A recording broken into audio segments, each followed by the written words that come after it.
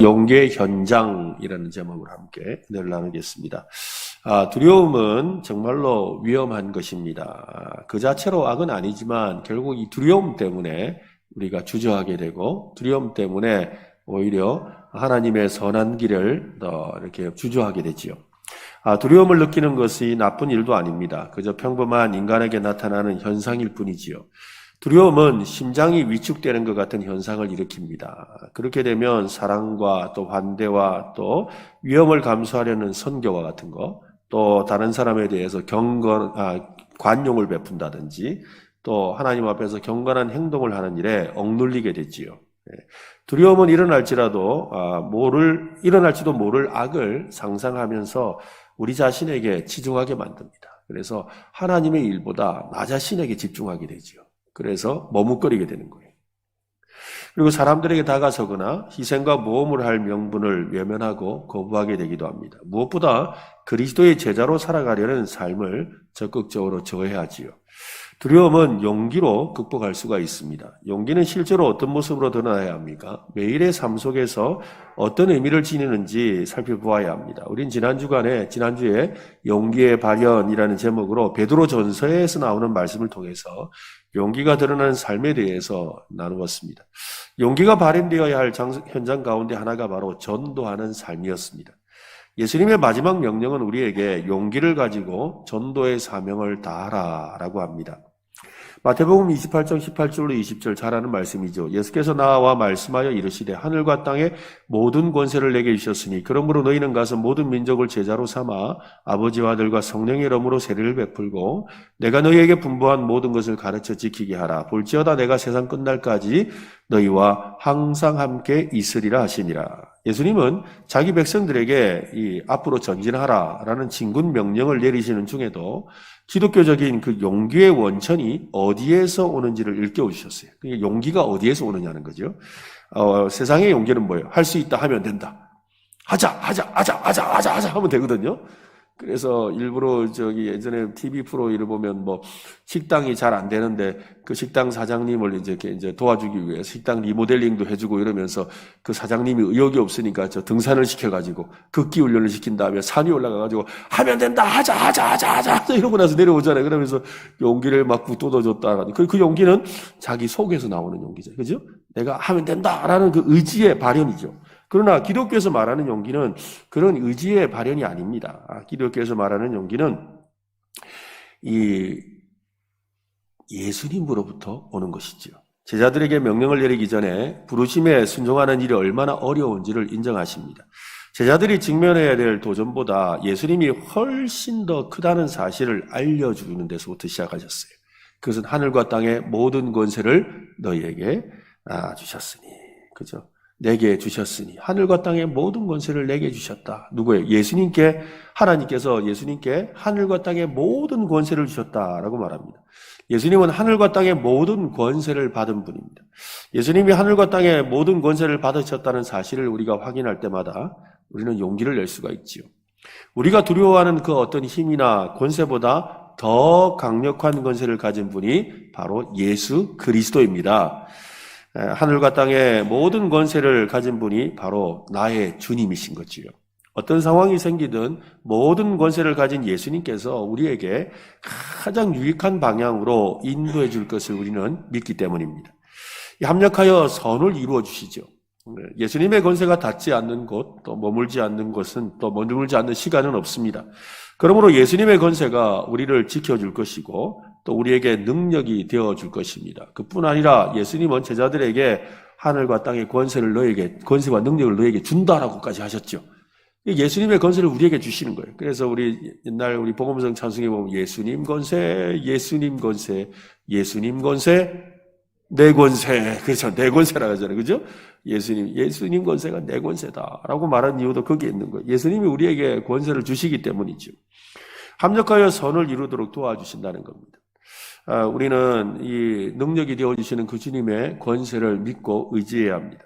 우리는 하늘과 땅의 모든 권세를 받으신 예수님에 대해 분명하게 알고 믿어야 합니다. 그래야 예수님의 마지막 명령에 실제적인 순종을 할 수가 있습니다. 우리의 용기는 바로 예수님으로부터 나오는 거예요. 하면 된다, 하자 이게 아니다 이 말이에요. 그죠? 뭐요? 예수님을 의지하는 데서 오는 용기입니다. 예수님이 우리를 지켜줄 것에 대한 믿음에서 나오는 용기라는 것이요. 오늘 그 용기를 갖게 되시기를 바랍니다. 예수님은 그러므로 너희는 가서, 그래서 그 용기를 가진 자들에게 그러므로 너희는 가라라고 하시는 거예요. 그러니까 용기가 있어야 간다는 거죠. 용기가 없으면 못 가는 거예요. 그래서 용기가 어디에서 나오느냐? 권세를 주시는 예수님에게서 온다. 그걸 네가 믿었다면 그러므로 너희는 가서라고 말씀하고 있는 겁니다.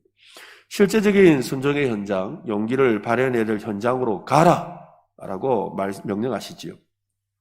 이 가라라는 단어의 의미를 두고 그리스도인들 사이에 논쟁이 있습니다. 한쪽에서는 아이고 맞습니다. 이 명령은 실제로 가야 됩니다. 가야 됩니다. 어딜 가야 되죠? 짐을 챙겨서 떠나야 합니다. 모두 열방으로 선교하러 가야지요. 짐을 꾸려서 고국을 떠나서 그리스도를 모르는 곳에 가서 복음을 선포하고 가르쳐야 합니다.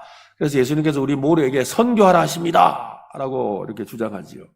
그러나 또 어떤 분들은 이거는 꼭 선교만을 말하는 것이 아닙니다. 라고 이야기하죠. 헬라어로 가다라는 단어는 네가 가는 곳마다 라는 뜻이라고 이야기를 합니다. 그래서 여러분이 가는 곳마다 선교적인 삶, 선교사들처럼 짐을 꾸려서 타국으로 가는 것만이 아니라 여러분의 가정이나 직장이나 혹은 지역 공동체에서 주어진 사명을 감당하는 삶을 살아야 합니다. 라고 하지요.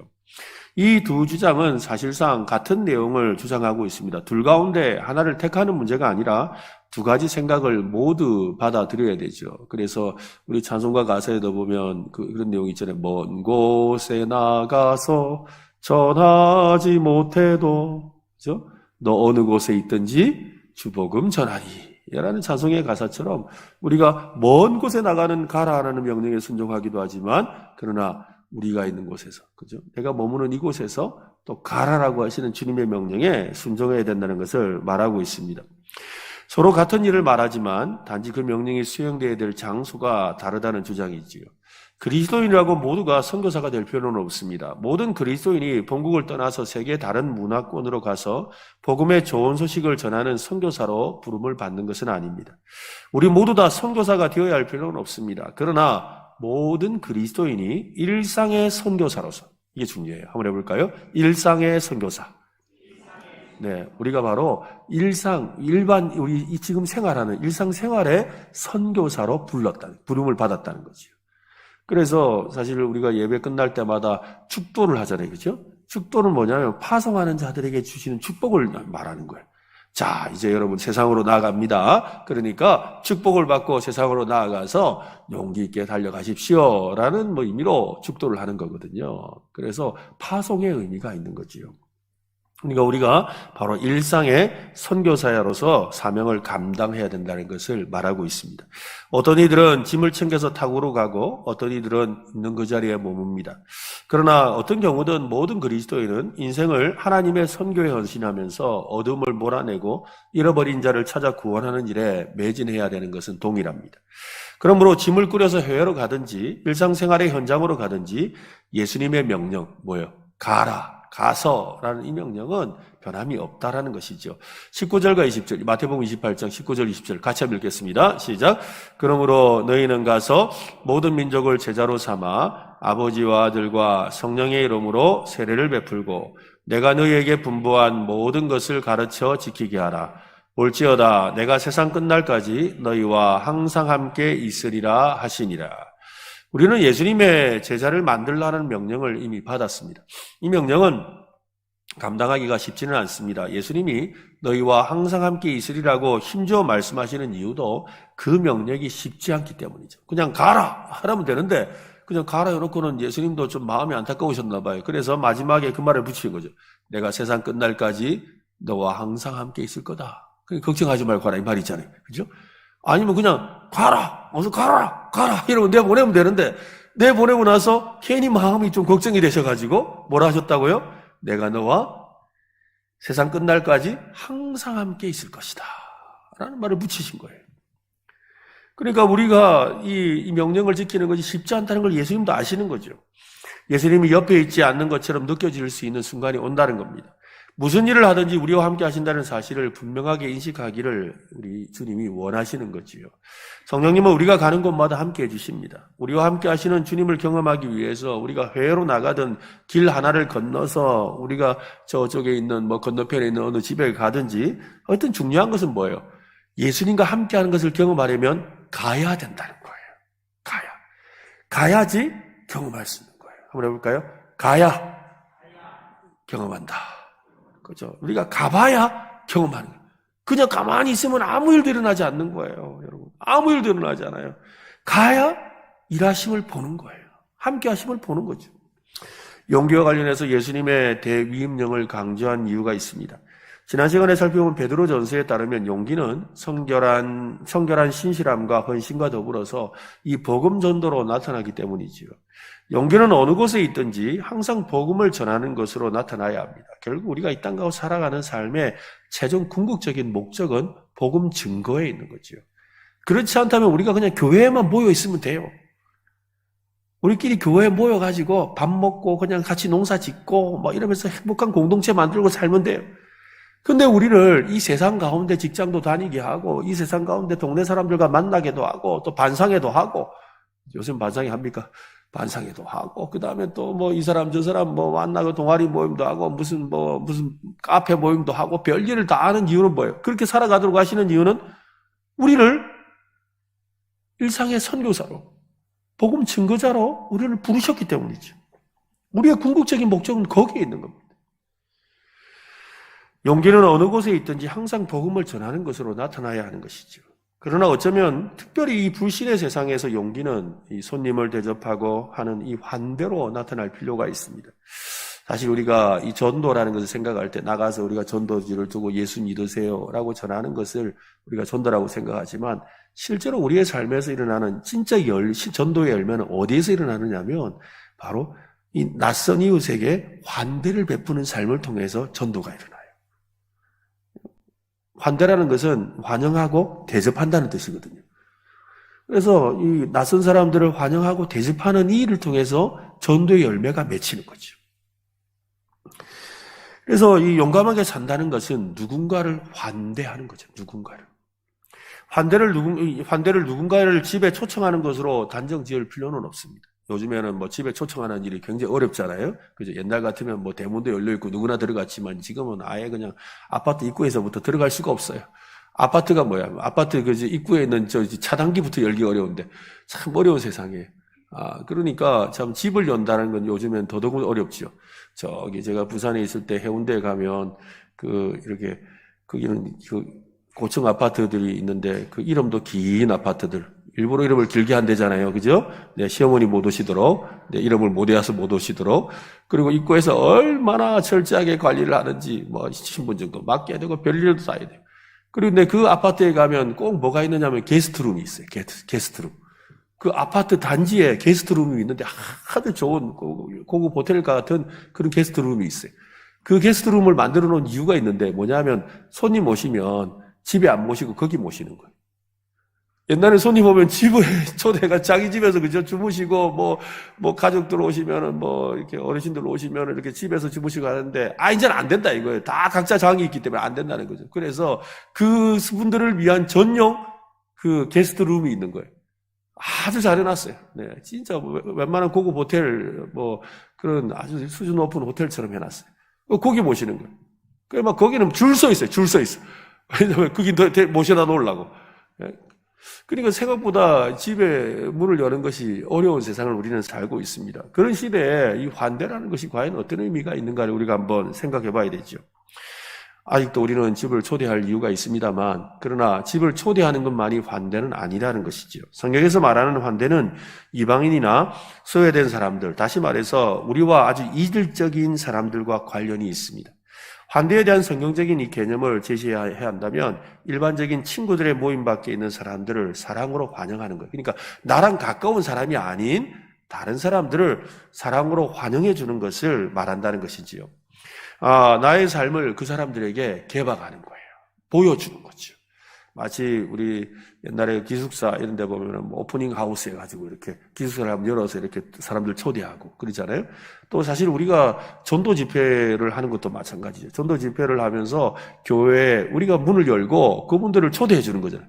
그 궁금하거든요, 그분들. 근데 교회 한번 보세요 해서 교회 한번 초대하는 거잖아요. 그게 환대를 하는 거거든요. 이 환대를 하는 거예요. 성경은 환대에 대해서 강조를 합니다. 히브리서 13장 2절인데요. 같이 한번 읽어보겠습니다. 손님 대접하기를 잊지 말라. 이로써 부지 중에 천사들을 대접한 이들이 있었느니라. 하나님이 환대를 너무 중요하게 생각하셨기 때문에, 그죠? 부지 중에 천사를 대접하는 것과 같았다라고 하고, 심지어는 뭐예요? 예수님께서 말씀하시잖아요. 나를 대접한 것과 같다. 그죠? 내가 대접을 받았다라고 말씀하기도 하셨죠. 근데 언제요? 그러니까 가난한 자, 외로운 자, 그죠? 굶주린 자들을 내가 도와준 것이 그것이 예수님을 대접하는 것이었다라고 환대한 것이 예수님을 대접한 것이었다고 말씀하셨지요. 바울은 지역 교회에 이 장로가 될 분들의 자격을 그와 필수 조건을 이렇게 거론하면서 다음과 같은 조건을 내걸었습니다. 디모데후서 3장 2절에 보면 그러므로 감독은 이 감독이 장로를 말하거든요. 이 감독은 책망할 것이 없으며 한 아내의 남편이 되며 절제하며 신중하며 단정하며 나그네를 대접하며 가르치기를 잘하며 책망할 것이 없어야 하고 하나님의 남편이어야 되고 가르치기를 잘해야 합니다. 이런 요건은 너무나 당연하겠지요. 그런데 나그네를 대접하라고 하지요. 장로가 되고자 한다면 자신과 다른 신앙을 가진 사람들에게 자기 생활을 드러내고 친절을 베풀 줄 알아야 된다는 겁니다. 신념과 사고방식이 다른 사람들에게 자기를 개방해 줄 수 있는 그런 삶이 되어야 된다는 거지요. 이 헨리 나우엔이라는 분은 이 환대가 가져다 주는 유익을 이렇게 말합니다. 환대를 통해 걱정 근심하는 이 제자들은 힘 있는 증인이 되고 의심 많은 주인은 관대하게 나누어 주는 사람이 되고 다친 마음의 분파주의자는 새로운 사상과 의견을 흥미를 가지고 받아들이게 된다. 환대는 참견 어린 호기심이 아니라 상대방에게 주의를 집중할 수 있는 능력을 말한다. 이 환대를 통해서 일체감이 공동체를 이루고 근본적인 나약함을 고백하고 소망하는 결속을 도출하게 된다. 그러니까 이 환대를 통해서 서로가 끈끈하게 하나가 된다는 거예요. 서로 남남이었던 사람이 이 환대 서로 대접하고 나누는 관계를 통해서 끈끈하게 되는 거예요. 근데 가만히 생각해 보면 예전에도 저도 이렇게 생각하면 신방도 가면 집집마다 다 같이 모여가지고 신방 받고 또 청년 시절에도 이렇게 이 집 가서 놀고 저 집 가서 놀고 막 그랬는데 지금은 그죠? 그런 일이 잘 없잖아요. 그죠? 그냥 이 커피숍 가서 놀고 저 커피숍 가서 놀고 이 식당 가서 놀고 그죠? 저 PC방 가서 놀고 우리 청년들은 그죠? 또 아니면 보드게임방 가서 놀고 이런 시대가 돼버리고 말은 것이죠. 근데 그렇다고 지금 집을 멸하는 의미는 아닙니다. 그렇지만 오늘날에 있어서의 환대의 의미가 무엇인지를 우리가 한번 생각해 볼 필요는 있다라는 이야기지요. 성경은 왜 환대를 그렇게 강조하고 중시할까요? 가장 간단하게 생각한다면 하나님이 계속해서 우리를 환대해 주셨기 때문입니다. 하나님이 우리를 환대해 주시죠. 우리가 하나님의 원수로 이미 살고 있었습니다. 근데 하나님께서 우리에게 오셔서 우리를 환대해 주시고 구원해 주셨죠. 하나님의 아들이신 예수님을 통해 문을 열어주시고 우리 안에 내주하시고 하시는 성령님을 통해서 하나님의 임재를 누리도록 우리를 불러주시고 초청해 주셨잖아요. 하나님은 우리가 외인이자 나그네인데도 약속 밖에 있었음에도 하나님에게 끊임없이 반역했는데도 계속해서 반복적으로 우리에게 환대의 은혜를 베풀어 주신 겁니다. 하나님께서 모든 사람을 지으셨습니다. 사람을 지으실 그때부터 헬라인, 유대인, 할레파, 무할레파를 구분해서 만들지 않았습니다. 그것은 사람이 만든 거지요. 하나님의 구원은 누구에게나 열려 있습니다. 성별, 인종, 민족, 문화, 정치적인 견해, 또 사회적인 지위, 직업, 종교, 심지어는 흑수저, 금수저, 차별 없이 차이를 부정하거나 제거하는 것이 아니라 예수님 안에서 하나님의 환대를 받은 가족이고 친구라는 분명한 신앙을 우리는 가져야 합니다. 하나님은 죄인된 우리를 구원하시고 하나님의 그 영원한 집에서 함께 식탁에 앉도록 식사에 초대해 주셨죠. 그러니까 천국에 가면 그죠? 식탁에 까만 사람도 앉아 있고 하얀 사람도 앉아 있고 그죠? 또 머리 볶은 사람도 앉아 있고 생머리도 앉아 있고 아이도 앉아 있고 어른도 앉아 있고 다 앉아 있는 거잖아요. 아닙니까? 맞죠? 아닙니까? 그래 앉아 있는 거예요, 여러분. 그렇게 앉아 있는 거예요. 민족과 세계와 열방 가운데 수많은 사람들이 나온다 그랬잖아요. 그 말이 뭐예요? 흑인도 앉아 있고, 백인도 앉아 있고, 아시아 사람도 앉아 있고, 아프리카 사람도 앉아 있고, 유럽 사람도 앉아 있고. 그렇잖아요. 파푸아 뉴기니아의 사람도 앉아 있고, 저 브라질 아마존의 밀림에 있는 그 원시인도 앉아 있는 거, 원주민도 앉아 있는 거지요. 바로 그 사실이라는 거죠. 우리는 하나님의 식탁에 함께 앉는 사람들이죠. 또 심지어는 어떤 사람도 앉아 있을 것 같으세요? 어떤 사람도 앉아 있을 것 같으세요? 어떤 분이 그러다가 네가 천국 갈 거고 내가 천국 안 간다 그러더라고. 네가 천국 갈 것 같아서 내가 천국을 안 간다 이러시더라고. 물론 교회 안 다니는 분이 그 이야기를 하셨는데 나 저 인간이 천국 가는 것 같아서 내가 안 갈랍니다. 오라니까 그러더라고요. 교회 좀 오시라니까 나 안 간다고. 저 사람이 천국 가기 때문에 안 간다고. 근데 여러분 우리 사실 우리 교회 안에서도 좀 같이 앉기 싫은 사람들이 있잖아요. 그죠? 근데 천국 가면 그 사람 내 옆에 앉거든요. 그죠? 그런 사람 다 앉는 거예요. 다 앉아 있는 거예요. 그죠? 모든 사람이 다 앉아 있는 거예요. 존 파이프라는 분은 이 환대의 중요성을 이렇게 말합니다. 누군가를 환대하는 연습을 할 때 이런 일이 일어납니다. 고여 썩어가기보다는 하나님의 환대를 전하는 통로가 됩니다. 새로운 회복의 기쁨을 누리게 됩니다. 우리 스스로 사람들을 환대하는 것을 통해서 그 동력을 얻지 못한다면 하나님의 환대를 받는 기쁨은 썩어서 사라지고 말 것입니다. 그러니까 이 교회도 마찬가지예요. 교회도 새가족들이 들어오고 그 새가족들을 환영하고 환대하고 이런 문화가 있을 때, 그죠? 우리가 사는 거예요. 우리가 하나님의 환대를 받으며 사는 거예요. 그런데 우리끼리만 이렇게 모여있고, 아이고, 새로운 사람 안 오면 좋겠다. 귀찮고, 불편하고, 아이고, 그냥, 신경 쓰기도 그런데, 우리끼리 참 좋은데 왜 자꾸 그런 교회가 세상에 있겠나 싶죠? 있어요. 진짜 있어요. 우리끼리만 살자. 우리끼리만 있으면 됩니다. 여러분, 셀 모임도 그러거든요, 셀 모임도. 목사님, 우리는 세 가지고 안 주셔도 됩니다. 딱 지금 좋거든요, 지금. 딱 좋아요. 제가 자주 모임 때 이야기하는 게 있는데, 우리가 우리 하다가 돼지 우리가 되는 거예요. 우리끼리 우리 하다가 돼지 우리가 되는 거예요, 여러분. 왜 우리에게 새로운 사람을 보내주시겠어요? 왜 우리에게 그 불편한 사람들을 우리에게 붙여주셔서 그들을 통해서 환대하게 하실까요? 그것을 통해서 하나님의 환대를 깨닫게 하시고 또 새로운 환대를 경험케 하시는 거죠.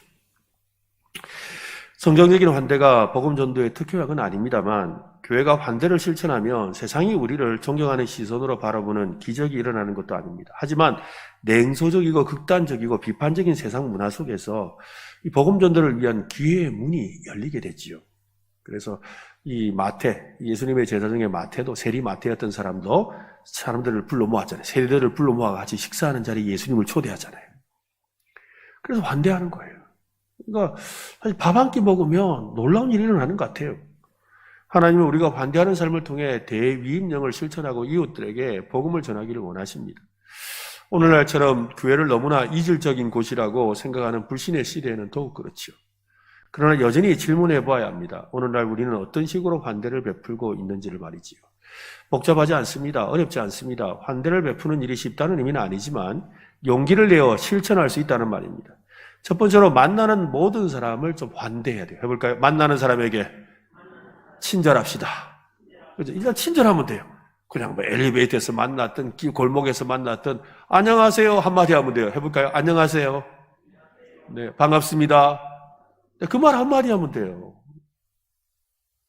그 말 한마디 하면 된다. 그때 주일날 아침에 이렇게 가방 메고 또 성경책 끼고 가는 거 다 교회 다닐 줄 아는데 봐도 인사도 안 하고 쌩 하고 가보세요. 환대는 여기에서부터 시작하는 거예요. 다시 해볼까요? 안녕하세요. 반갑습니다. 그죠? 네. 아니면 또 이런 말도 있죠. 좋은 아침입니다. 그죠? 좋은 아침입니다. 그죠? 이 말 별것 아닌 이 한마디. 이 한마디가 굉장히 중요한 것 같아요. 이 토니 캄플러라는 미국의 아주 유명한 목사님이 계신데요. 이 목사님이 어떤 무슨 기독교 컨퍼런스인가를 가셨나 봐요. 갔다가 이제 엘리베이터를 타고 내려오는데 엘리베이터가 아주 고층에서 이제 내려오니까 시간이 좀 걸리는 거예요. 근데 여러분, 엘리베이터 타면 다 뭐 하죠? 다 10, 9, 8 이거 쳐다보고 있잖아. 처음부터 그거 쳐다보든지 아니면 뭐 핸드폰 보든지 이러지. 그러고 있거든요. 다 누구 시키지도 않는데 다 층수 쳐다보든지 이거 하고 있어요. 그러고 있는데 이 목사님이 그냥 이 자리에서 갑자기 그랬대요. 우리 같이 찬송할까요? 그러고는 찬송을 불렀대요. 그러니까 그 자리가 천국이 돼버린 거죠. 정말 서먹하고 아무런 관계, 사실 엘리베이터라는 이 공간에 우리가 서로 이렇게 조심하고 이렇게 막 피하는 이유가 있어요. 왜냐하면 우리 관계의 거리라는 게 있거든요. 관계의 거리. 관계의 거리라는 게 뭐냐면 친할수록 가까워지는 거 아니겠어요? 그래서 연인 사이가 되면 막 어떻게 하든지 찰 때까지 붙어 있으려고 하는 거거든요. 그런데 좀 사이가 멀어지면 좀 떨어져 앉고, 그죠? 좀 점점 떨어져 앉는 거예요. 그런데 이 엘리베이터는 이 관계의 거리를 지킬 수가 없는 거예요. 저 사람하고 나하고 친하지도 않는데 너무 가까이 붙어 있는 거예요. 그러니까 눈을 둘 데가 없어. 그래서 다 19, 8, 7, 6이라고 있는 거거든요. 그러고 있는 거예요. 근데 그 자리에서 누군가가 찬송을 했는데, 그죠? 그 찬송이 모두의 마음을 하나로 만들었다는 거예요. 저는, 우리도 마찬가지겠죠. 그 별거 아닌데, 우리 여러분 그렇지 않으세요? 엘리베이터 탈 때, 안녕하세요 하고 이렇게, 그냥 이렇게 목례하는 거하고 다르게, 안녕하세요 인사하면 갑자기 이렇게 관심이 가잖아요. 그전하고 그전에 내가 가지고 있던 경계심이 좀 사라지는 걸 느끼지 않으세요? 느껴지거든요. 거기다가 또, 지난주 애기 이야기했는데, 애기가 타면, 그죠? 애기가 타면, 아유, 귀엽네. 이런 한마디만 해도 갑자기 대화를 시작해요, 그 안에서. 대화를 시작한다고. 그전까지 한마디도 안 하던 사람들이, 보면 다 19, 8, 7, 6 이래야 되는데, 아이고, 얘 귀엽다, 야. 이러면서, 참, 머리핀 예쁘네. 이러면, 그때부터 막 대화가 시작돼요. 그죠? 이게 친절한 거잖아요. 이게 바로 환대라는 거예요, 환대. 물론 이 일이 외향적인 사람들은 잘 되지만 저 같은 이런 내향적인 사람은 잘 안 돼요. 제가 보기보다 내향적이거든요. 안 믿으시는군요. 굉장히 내향적입니다. 제가 여러분한테 반갑게 인사하는 거 집에서 100번 연습하고 오는 겁니다. 네. 굉장히 어려워요. 그렇지만 어떻게 우리가 용기가 필요한 거예요. 용기가 필요해요. 두 번째로 주변 사람들에게 관심을 기울이고 배려를 해야 되죠. 무슨 일을 하고 계셔요? 라고 열린 마음으로 자연스럽게. 아이고, 또 지나가다가, 그죠? 뭐 보면, 아유, 청소하시네요. 이 한마디만 해도. 또 가서, 아유, 이거 뭐 무슨 일 하십니까? 이렇게 관심만 가져서도, 아이고, 뭐 이러면서 우리 경상분들은, 뭐 그냥 일하고 있지, 뭐요? 일하는데, 그래도, 아이고, 그 참 힘든데, 또 추운 날 이렇게 일하시네요. 그러면 갑자기 자기 시키도 않는데 자기 혼자 막 말을 해요. 그러다 친구가 되는 거거든. 사실은 여기에서 시작하는 거죠. 그러니까 주변 사람들에게 관심을 가지고 기울여서 배려를 해주는 그 마음이 바로 용기가 필요한 환대라는 거예요.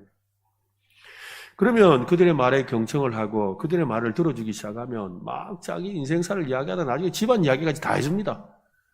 막 그거 듣고 있으면 그냥 뭐 아유 그렇지요 뭐 내가 해결해 줄 수도 없지만 아유 그렇지요 다음에 만나면 하면서 되게 친해져 가거든요. 나의 일에 관심을 가져주는 그 사람에게 마음을 여는 거죠. 그게 바로 환대라는 거예요. 세 번째로는 함께 식사를 하는 것이죠. 성경은 몇 번이고 반복해서 함께 나누는 식사의 신성함을 이야기합니다. 함께 식사할 때 입이 열리고 마음도 열려요. 예수님은 식사 자리에서 죄를 지은 한 여인을 용서하셨고 또 세리장이었던 삭개오의 회심과 변화된 삶을 살게 하셨습니다. 임종을 앞두고 제자들과 함께 마지막 만찬과 또 발을 씻어주시는 것을 통해서 사랑을 보여주셨지요.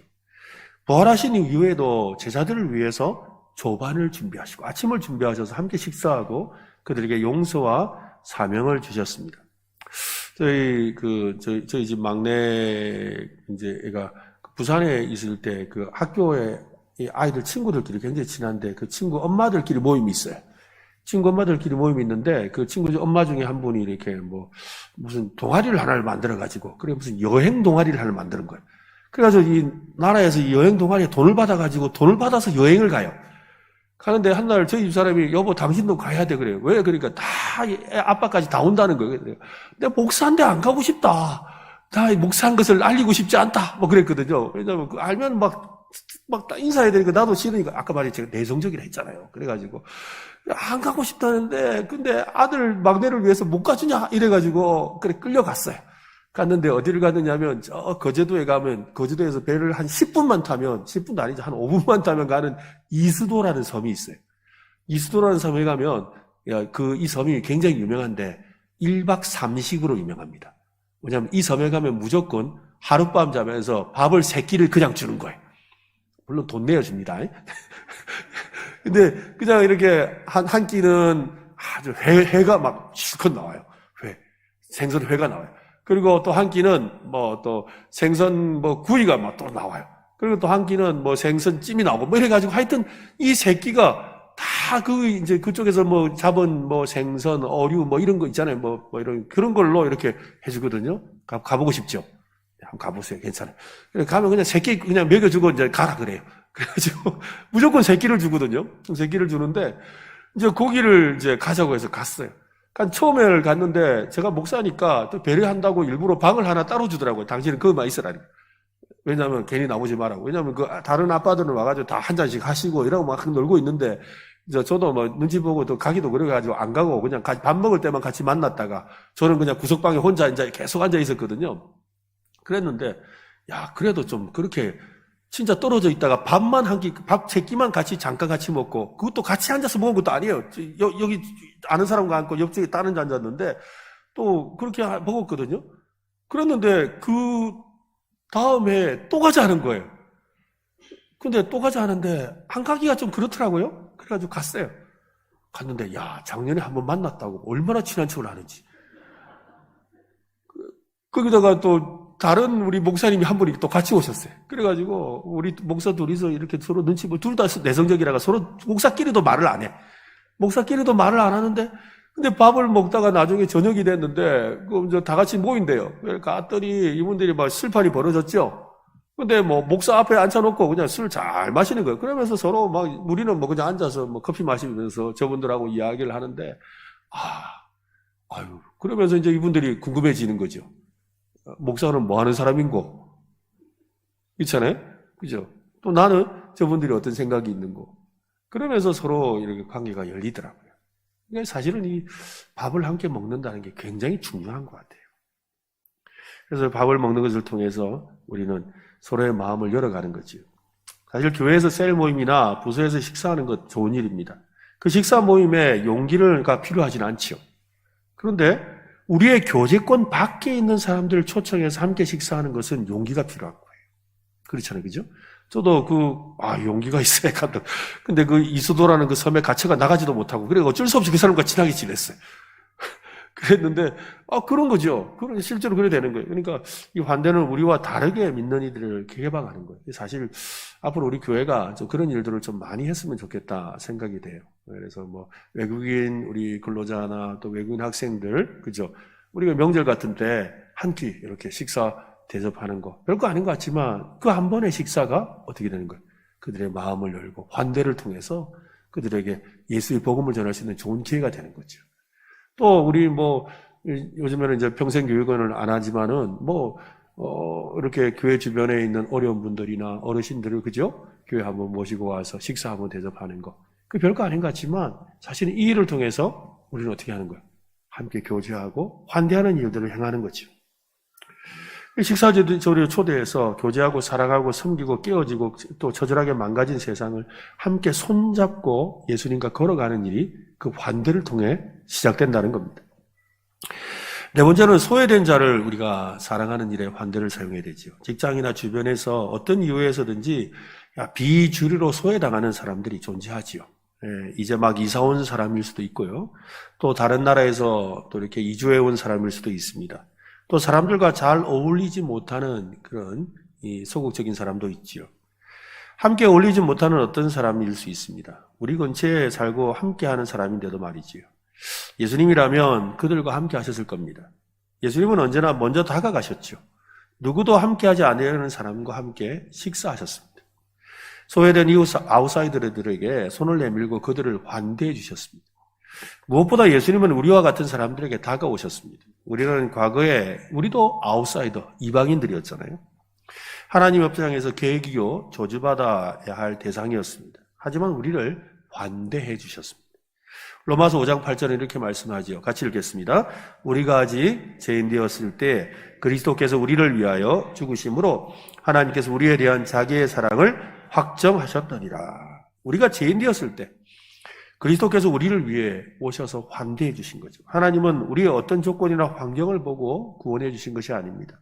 우리가 어떤 모습이나 기질이나 생김새를 보고 호감을 느껴서 구원해 주신 것도 아닙니다.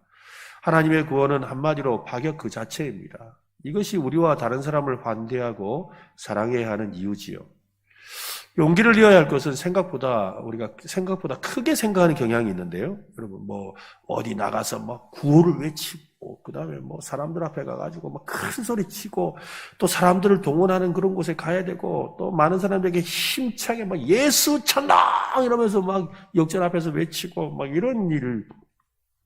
이런데 용기가 필요하다고 생각하죠. 하지만 실제 우리가 용기를 이렇게 발현해야 될 것은 생활 속 소소한 현장이에요. 우리 젊은 친구들 여기 많이 있는데 SNS 상에서 단체 카톡 대화방에서 그죠? 게시물에 욕설과 비방으로 가득한 그런 그곳에서 그죠? 누구 욕하고 카톡방에 우리 학생들 보면 그래 하잖아요. 근데 그런 방에서 용기를 가지고 사실을 말하고 칭찬해주고 격려해주는 거. 소외받을 줄 알면서도 소외받은 사람을 위해서 그 말을 해주는 거. 그거 대단한 거잖아요. 또 댓글방에 이상한 글들 얼마나 많이 올라옵니까? 그런 방에서 어떤 친구들은 소외되기 싫으니까 자기도 덩달아서 같이 쓰거든요. 근데 그런 자리에서 자기가 솔직하게 말을 하고 나는 그리스도인으로서 나는 저 사람을 더 품어야 된다 하고 사실을 말해줄 수 있는 거. 그것 또한 용기죠. 소외당하고 무시당하고 비난하는 이들을 품어주는 용기, 또 기꺼이 초대하고 환대하는 용기가 필요한 겁니다. 주님의 명령을 실천하기 위해서는 용기가 필요한 겁니다. 선교적인 환대에 대가가 따릅니다. 대가를 지불할 용기가 있어야 되지요. 선교를 위한 환대에는 위험이 따릅니다. 예상치 못한 적대적인 사람을 만날 수도 있기 때문이지요. 선교사님들도 가서 이렇게 선교 현장을 가서 이렇게 살펴보면 거의 대부분이 이렇게 아주 이렇게 원주민이 있는 지역을 가는 것이 아니라면 어떤 도시나 아니면 또 이렇게 문화가 있는 곳에 가면 선교사님들 대부분이 자신의 가정을 오픈하더라고요. 그래서 와서 같이 식사하고 같이 교제하는 일을 통해서 관계가 열려야 그 다음에 어떻게 제가 늘 하는 말이 있죠. 코밑이 열려야 마음이 열린다고. 코밑이 어디입니까? 입이 열려야 마음이 열리는 거예요. 입을 어떻게 하면 열 수 있을까요? 먹여야 열려요. 그죠? 먹으려면 입을 열어야 돼. 그러니까 함께 먹어야 마음도 열리는 거거든요. 네? 그러니까 그 선교사님들이 실제로 그렇게 사역하시더라고요. 결국 이 환대가 선교의 아주 중요한 도구가 되고 이 환대가 주님의 사랑을 전하는 아주 중요한 도구가 되고 있다는 것을 알 수가 있지요. 환대를 통해서 우정을 쌓고 우리와 다르게 생각하는 이들에게 자신을 드러내고 개방하는 일은 당장의 성과를 보지 못할 수도 있습니다. 하지만 하나님을 신뢰하고 용기를 가지고 우리는 순종해야 되지요. 기독교적인 용기는 환대로 대표됩니다. 기독교적인 환대는 용기가 필요한 겁니다. 그래서 용기는 복음 전도로 나타나게 되고 복음 전도는 환대, 즉 선교적인 환대로 나타납니다. 사실 우리가 이 전도라는 것을 우리가 나가서 아까도 이야기했잖아요. 그것도 있지만 우리 교회에 오신 이 세 가족들을 환대해야 돼요. 아이고 잘 왔습니다. 그래야지 어디서 왔는가 이러면 안 돼. 저를 좋아하죠 한잔 이러면 안 돼. 그죠? 근데 우리 교회 세 가족들이 참 그걸 세 가족부에서 참 잘하시는데 너무너무 환대를 잘하는데 우리 그뿐만이 아니라 우리 성도들도 마찬가지, 그죠? 그냥 옆에 앉았는데 좀 낯설다 싶으면 아이고 안녕하세요 반갑습니다 라고 아이 잘 오셨습니다. 우리 교회 좋지요 한마디 하고, 그죠? 저 할 말 없으면 우리 목사님 잘생겼죠 한마디 하고 뭐라도 한마디 하고 이렇게 관심을 갖고 말 한마디 해주면 그러면 이미 그게 환대거든요. 환대. 그 환대를 받았을 때 그 사람의 마음이 열리고 그래서 그 마음에 복음이 들어가는 거잖아요. 바로 그런 은혜가 우리 가운데 있어야 되는 것이지요. 이 하나님의 백성들 우리는 삶과 말로 이 어두운 세상에 위대하신 하나님을 드러내어야 합니다. 참으로 가슴 설레고 흥분되는 일이지요. 하나님은 바로 그 일을 하도록 우리를 여기에 두셨습니다. 불신의 시대가 도래한 것은 하나님의 계획의 일부입니다. 이 불신의 시대에 우리를 그리스도인으로 살게 하신 사실 역시 하나님의 계획의 일부겠지요. 우리는 지금 어려운 시대를 살고 있어요. 복음 전하기 참 어려운 시대를 살고 있습니다. 앞으로 상황은 더 어려워질 겁니다. 하지만 용기를 내는 사람과 교회에게는 기회의 시대죠. 왜냐하면 복음은 모든 믿는 자에게 구원을 주시는 하나님의 능력이거든요. 그러니까 용기를 가지고 반대하고 섬기는 사람에게는 기회인 거예요. 왜냐하면 그런 걸 본 적이 없거든요. 점점점 희귀해지는 세상을 살고 있거든요. 그 희귀할수록 뭐예요? 더 진가를 발휘하잖아요. 여러분, 명품이 왜 명품입니까? 흔해 빠져서 명품이 아니잖아요. 그렇잖아요, 여러분. 왜 골동품이 비쌉니까? 흔하지 않기 때문인 거예요. 진가라는 건 그런 거잖아요. 바로 우리가 이 진가를 발휘할 수 있는 시대를 살고 있다는 거죠. 사람과 교회에게, 우리에게 기회의 시대가 열리고 있는 겁니다. 하나님의 거대한 용기로 우리는 살아가야 합니다. 이 불신의 시대에 주님께서 용감한 자기 백성들을 통해 일하기를 기뻐하시죠. 우리는 용기를 내야 합니다. 하나님은 자꾸 볼품없어 보이지만 하나님이 우리와 함께 하십니다. 용기를 내야 됩니다. 우리를 위해 싸우셨고 지금도 싸우고 계시고 우리를 위해 다시 오실 하나님을 위해 우리가 살아야 합니다. 역사의 승패는 이미 결정나 있습니다. 하나님이 승리하십니다. 용기를 내야 합니다. 우리는 그리스도의 빛으로 어둠을 밀어내는 놀라운 현장에 초대를 받았습니다. 용기를 내야 되는 것은 우리가 어디에 있든지 하나님은 우리에게 모든 필요한 것을 채워주실 것입니다. 용기를 내야 됩니다. 신실하고 헌신하고 복음 전도를 위해 환대하는 실천하는 삶을 살 때 우리와 함께 하십니다. 용기를 내야 되는 것은 우리말 그대로 이 순간을 위해 우리를 부르셨기 때문이죠. 지금은 그리스도인이 살기에 더없이 좋은 때입니다. 용기를 내야 합니다. 오늘 본문을 제가 설명을 전혀 안 하고 다른 이야기만 많이 했는데요. 결론으로 말씀드리려고 그럽니다. 오늘 말씀도 우리가 용기를 내야 될 성도들에게 주시는 권면이지요. 용기가 없이는 결코 받아들일 수 없는, 순종할 수도 없는 말씀이에요. 그래서 오늘 말씀에 대해서 제가 설명을 하나도 안 했어요. 왜냐하면 용기가 있는 사람이라야 들을 만한 말씀이기 때문에. 용기가 있어야지만 이거 이러면서 받아들이고 순종할 수 있기 때문에. 자, 그러면 용기가 좀 생겼습니까? 안 생겼으면 안 읽으랍니다. 용기가 좀 생겼습니까? 자, 그럼 오늘 보면 다시 한번 우리 한번 읽어보면 좋겠는데요. 로마서 12장 13절로 18절입니다. 같이 한번 읽겠습니다. 같이 시작. 성도들의 쓸 것을 공급하며 손 대접하기를 힘쓰라. 너희를 박해하는 자를 축복하라. 축복하고 저주하지 말라. 즐거워하는 자들과 함께 즐거워하고 우는 자들과 함께 울라. 서로 마음을 같이 하며 높은 데 마음을 두지 말고 도리어 낮은 데 처하며 스스로 지혜 있는 채 하지 말라. 아무에게도 악을 악으로 갚지 말고 모든 사람 앞에서 선한 일을 도모하라. 할 수 있거든 너희로서는 모든 사람과 더불어 화목하라. 아멘. 그죠? 이 말씀 용기가 없으면 못해요. 이 말씀 용기로 하는 거예요. 오늘 주님 앞에서 이 말씀의 한 절이라도, 아니 한 절이 아니라 이 한마디라도 용기를 갖고 실천하는, 가서 순종하고 실천하는 오늘 저와 여러분 되시기를 예수님의 이름으로 축원합니다.